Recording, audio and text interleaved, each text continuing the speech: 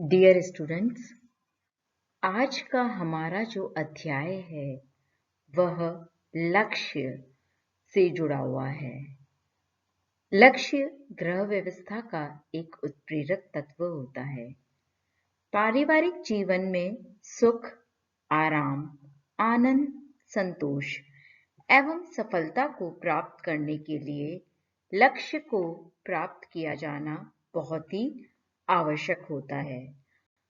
बच्चों, हम अपने दैनिक जीवन में लक्ष्य प्राप्ति की बात करते हैं, जैसे कि मेरे को अच्छे नंबर लाने हैं, परीक्षा में अच्छे परसेंटेज के साथ पास होना है। तो प्रत्येक परिवार नित्य प्रति नए लक्ष्यों का निर्माण करता है, साथ में उसकी पूर्ति हेतु निरंतर चेष्टा करता है।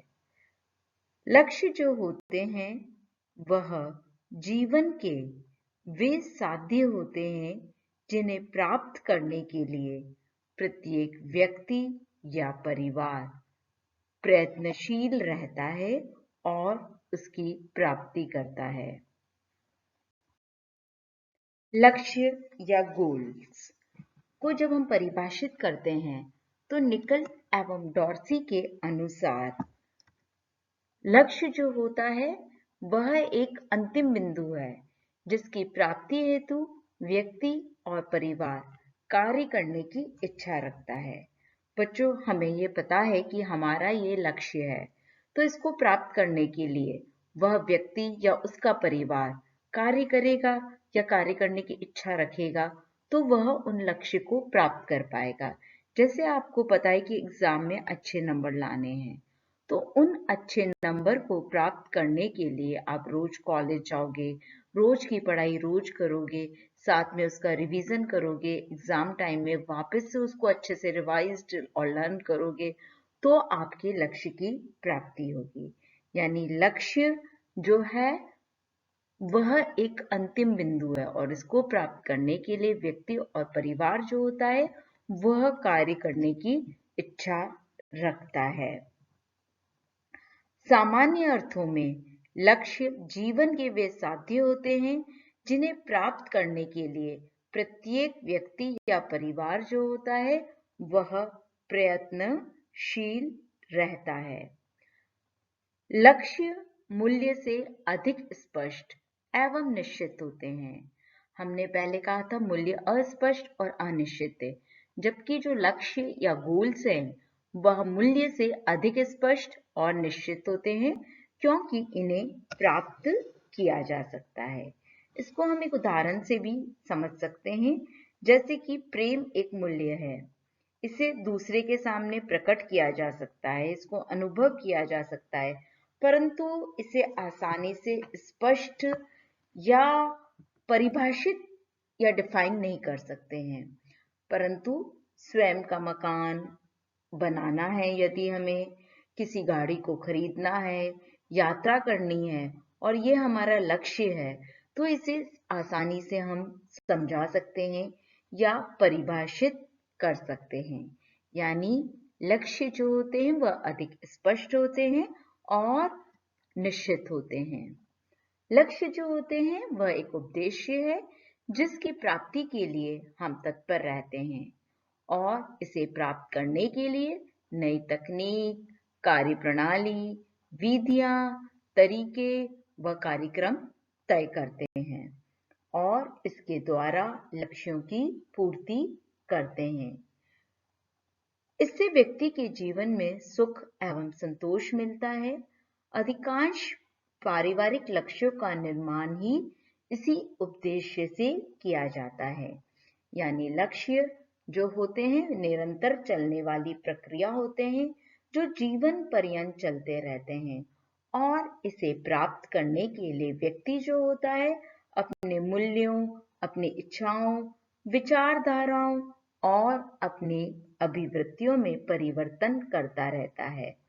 यदि उसे किसी लक्ष्य की पूर्ति होने की आशा कम नजर आती है तो वह उन लक्ष्यों को छोड़ देता है और नए लक्ष्यों का निर्माण करता है। जैसे कि अगर हम एग्जाम्पल दें कि कोई स्टूडेंट है, वह इंटेलिजेंट तो है, उसने साइंस भी ली 11th में, साइंस बायो, पर एमबीबीएस की पढ़ाई के लिए वह सफल नहीं हो पाया है, तो वो अपने उस लक्ष्य को छोड़कर अपने आप को दूसरे फील्ड में या दूसरे लक्ष्य में, जैसे कि व्याख्याता है या शिक्षक है, उसमें अपने लक्ष्य को प्राप्त कर सकता है। यानी एक लक्ष्य की पूर्ति जब व्यक्ति करता है तो दूसरे लक्ष्य का निर्माण जो होता है वह स्वतः हो जाता है। कैसे हो जाता है कि एक बार उसने पढ़ाई स्कूल की कंप्लीट की, फिर कॉलेज की, फिर उसकी जॉब लगी। यानी एक बात तो ये हुई कि वह एक लक्ष्य को छोड़कर नए लक्ष्य का निर्माण करता है अगर किसी लक्ष्य की पूर्ति नहीं हो रही है। दूसरा, जैसे ही एक लक्ष्य खत्म हुआ वो दूसरे लक्ष्य का निर्माण स्वतः कर लेता है। जैसे हम सिंपल सा एग्जांपल लें कि व्यक्ति सोचता है सबसे पहले मेरा घर बन जाए, घर बन गया तो वो कार खरीदता है, कार ले ली तो उसके बाद वो सोचता है कि घर का जो फर्नीचर है मैं सब नया की नया कर दूं। तो एक के बाद दूसरे लक्ष्य की प्राप्ति के लिए व्यक्ति या परिवार अग्रसित रहता है। इन्हीं विशेषताओं के बारे में हम नेक्स्ट स्लाइड में बात करने जा रहे हैं बच्चों, कि लक्ष्य के कुछ विशेषताएं होती हैं। लक्ष्य की विशेषताएं। लक्ष्यों के द्वारा व्यक्ति अपने व्यक्तित्व का विकास करता है।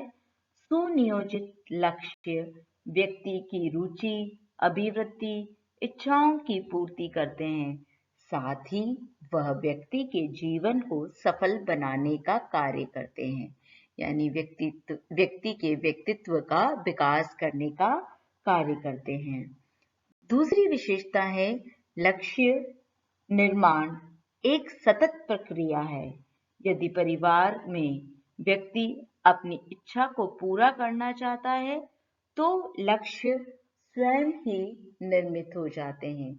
जैसे ही एक लक्ष्य की पूर्ति होती है तो दूसरा लक्ष्य जो होता है स्वतः ही निर्मित हो जाता है तथा व्यक्ति व परिवार उस लक्ष्य को प्राप्त करने के लिए प्रयत्नशील हो जाता है।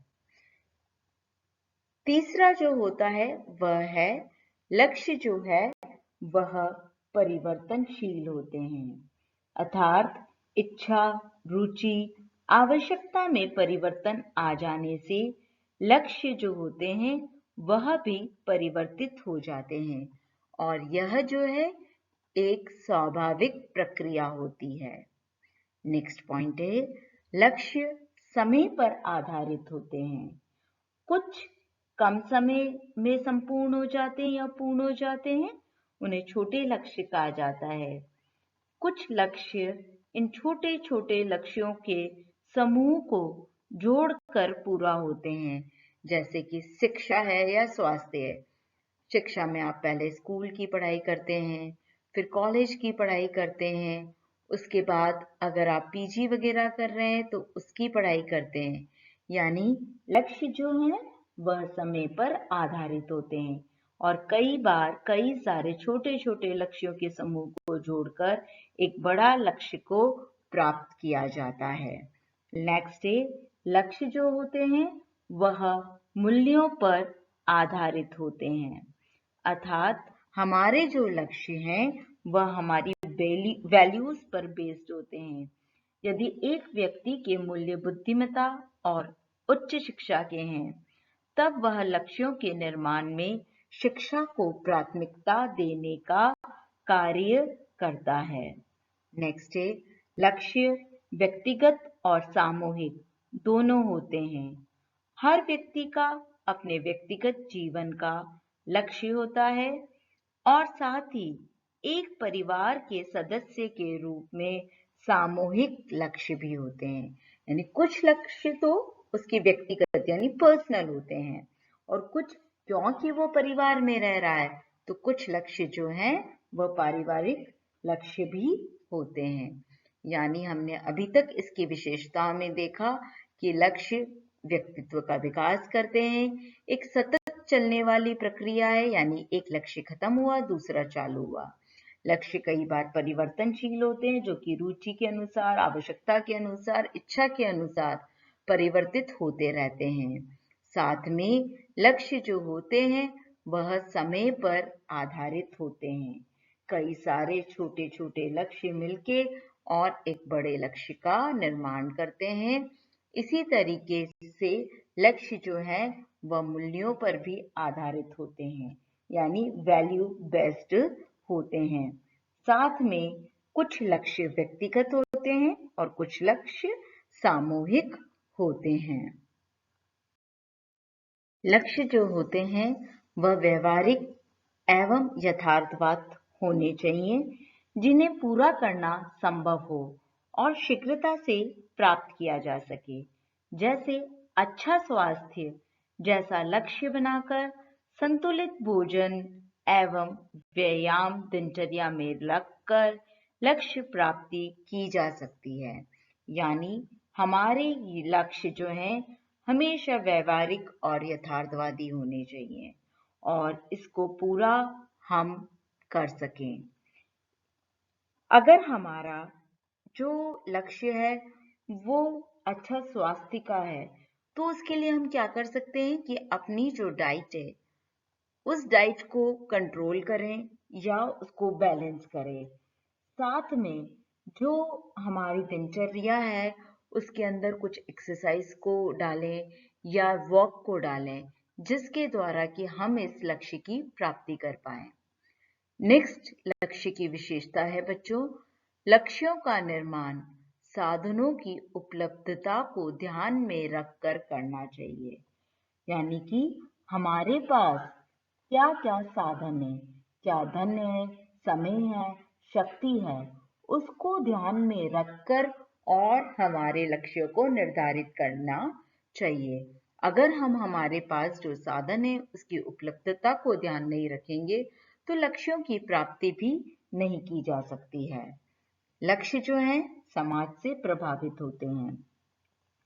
समाज में प्रचलित रीति रिवाज और परंपरा जो होती है वह लक्ष्यों को प्रभावित करती है। इसी प्रकार से व्यक्ति समाज में रहकर अच्छा और बुरा जैसा भी व्यवहार करता है, कार्य करता है, वह समाज पर प्रभाव डालने का कार्य करते हैं। लक्ष्य जो होते हैं उनकी प्रकृति जो है वह गतिशील होती है।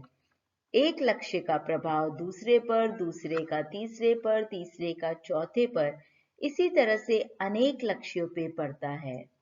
यानी कि लक्ष्य की प्रकृति जो है वह गतिशील है। लक्ष्य का जो संबंध है वह आशा से होता है। वे लक्ष्य जिनकी प्राप्ति होना मुश्किल होता है त्याग दिए जाते हैं तथा उन्हीं लक्ष्यों का निर्माण किया जाता है जिन्हें प्राप्त करने की आशा होती है या रहती है। उदाहरण स्वरूप बच्चों, एक व्यक्ति शहर में मकान खरीदना चाहता है, परंतु धन अभाव के कारण से वह अपने इस लक्ष्य को त्याग देता है और वह जिस कस्बे में या गांव में रह रहा होता है वहीं पर मकान बनवाता है या खरीदता है। यानी लक्ष्य का संबंध जो है वह आशा से होता है। इसी तरीके से परिवार के जीवन चक्र में परिवर्तन होने से लक्ष्य में भी परिवर्तन आ जाता है। यानी परिवार की लाइफ साइकिल में अगर कोई चेंजेस हो रहा है, जैसे परिवार का कोई मुखिया है वह बीमार हो गया या उसका कोई एक्सीडेंट हो गया या किसी भी कारण से प्राकृतिक विपदा आ गई, ऐसी कोई भी कंडीशन है तो व्यक्ति या परिवार के जीवन में एकदम से परिवर्तन आ जाता है। ऐसी स्थिति में व्यक्ति या परिवार को अपने आर्थिक लक्ष्यों को बदलना बहुत ही जरूरी हो जाता है। यानी इस स्लाइड में बताया है कि लक्ष्य जो है वह व्यवहारवादी या व्यवहारिक और यथार्थवादी होते हैं।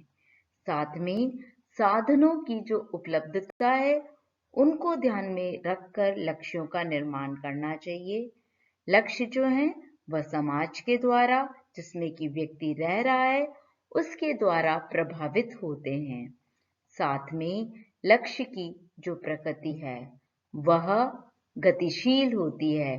पहला लक्ष्य जो है वह दूसरे पे प्रभाव डालने का कार्य करता है, दूसरा लक्ष्य जो है वह तीसरे पर, और तीसरा जो है वह चौथे पर अपना प्रभाव डालता है।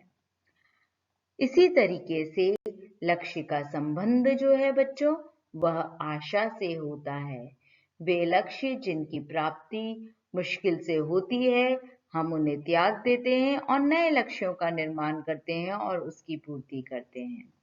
साथ ही परिवार के जीवन चक्र में किसी भी कारण से परिवर्तन हो जाने पर लक्ष्य में भी परिवर्तन आ जाता है, और ऐसा किया जाना भी जरूरी होता है, जिससे कि हम अपने लक्ष्यों की प्राप्ति कर सकें। यानी लक्ष्यों को प्राप्त करने के लिए व्यक्ति एवं परिवार जो होता है जीवन पर्यंत कार्य करता है या संघर्षरत रहता है। साधनों को जुटाना पड़ता है इसके लिए, और कठिन परिश्रम करना पड़ता है। इसके साथ ही परिवार के सभी सदस्यों के बीच में प्रेम का होना, समझौता का होना या अंडरस्टैंडिंग का होना, सहानुभूति का होना बहुत ही जरूरी होता है। तभी व्यक्ति जो है अपने लक्ष्यों को प्राप्त कर सकता है, नहीं तो वो लक्ष्य जो है एक सपने के समान ही रह जाएंगे। साधनों को ध्यान में रखते ही हमेशा लक्ष्यों का निर्माण किया जाना चाहिए, तभी व्यक्ति जो है अपने लक्ष्यों को प्राप्त कर सकता है। इसके साथ ही बच्चों, आज का जो हमारा इंट्रोडक्टरी पार्ट है गोल्स का, कि किसे हम गोल्स कहेंगे और इसकी क्या विशेषताएं हैं, वह समाप्त होता है। नेक्स्ट वीडियो में हम इसका वर्गीकरण देखेंगे कि लक्ष्यों को किस तरीके से वर्गीकृत किया गया है। थैंक यू बच्चों।